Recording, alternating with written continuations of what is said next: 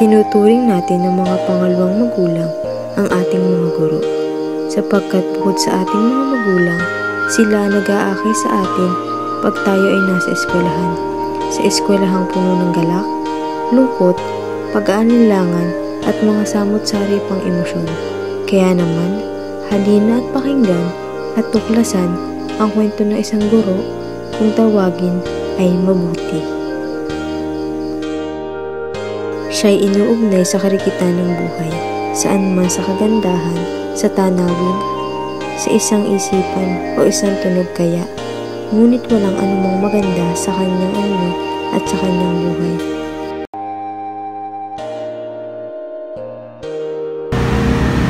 Uy, naalala mo ba yung teacher natin ng grade 1? Ah, si ma'am. Oo naman.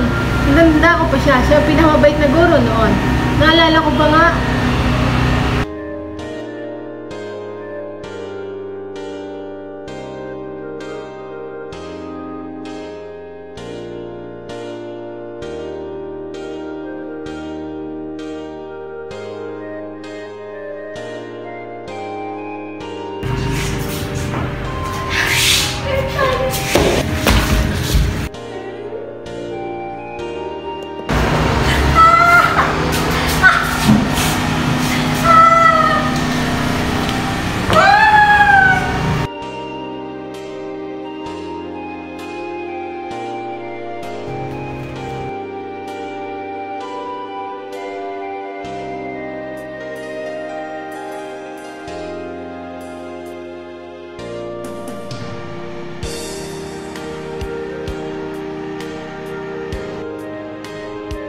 May tao pala dito. Tila may suliranin. Mabuti sana kung makakatulong ako. Ano ba ang iyong problema? Tinutuksok po sa ulat, pinagtaat-ulat.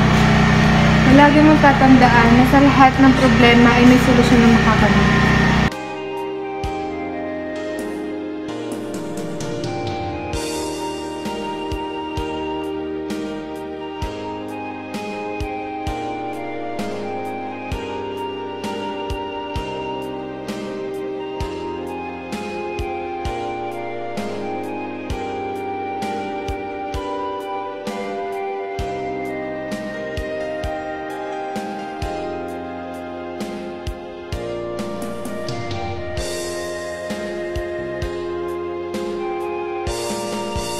Dahil sa maikling pag-uusap ng dalawa, naging magaan ang pakiramdam na mag-aaral sa kanyang guro.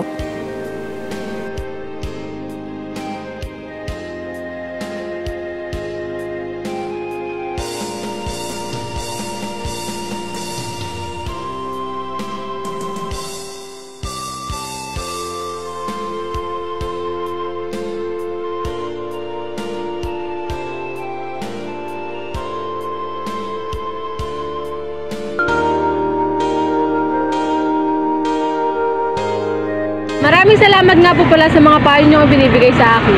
Walang anuman, basta lagi mong tatandaan ang mga sinabi ko sa'yo. Nga po pala, ma'am. Ano po ang pinunta niyo sa sulok na iniiyakan ko? Ang sulok na iniiyakan natin?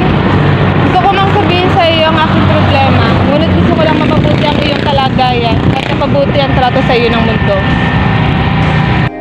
O siya, mauna na ako ha.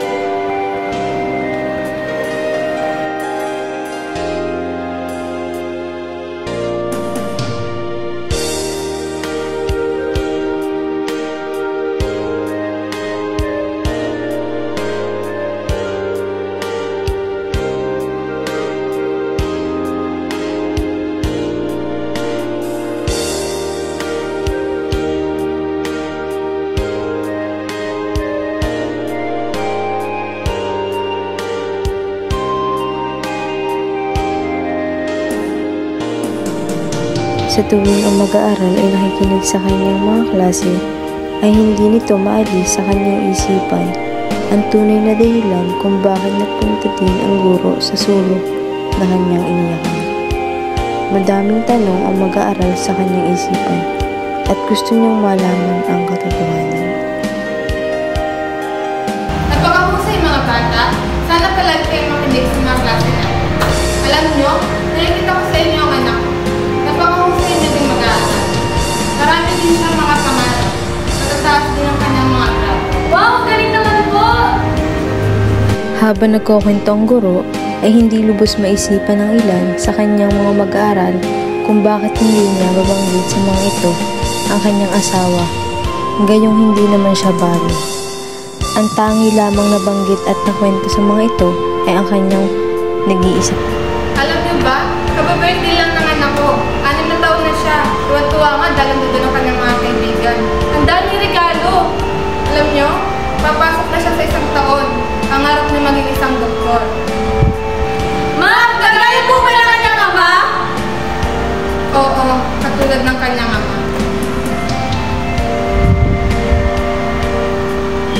Iyon na ang huling beses na binanggit ng guro ang tungkol sa ama ng kanyang anak at natitiyak na kanyang mga estudyante na tila ba ay may mali rito.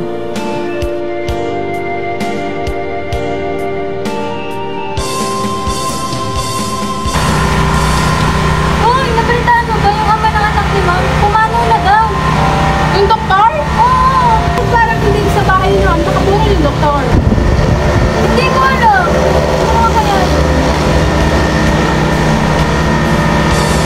At mula pumutok ang balitang iyon, napagtanto na ng mga tao ang lihim ni Mabuti.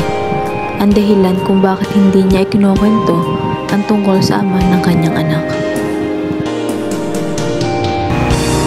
Tanda ko pa ang ating guro na iyon, napakabuti niya. At nang malaman ko ang tungkol sa kanya at kanyang anak, ay noon ko nalaman kung bakit nga ba siya pumupunta at sulok kung saan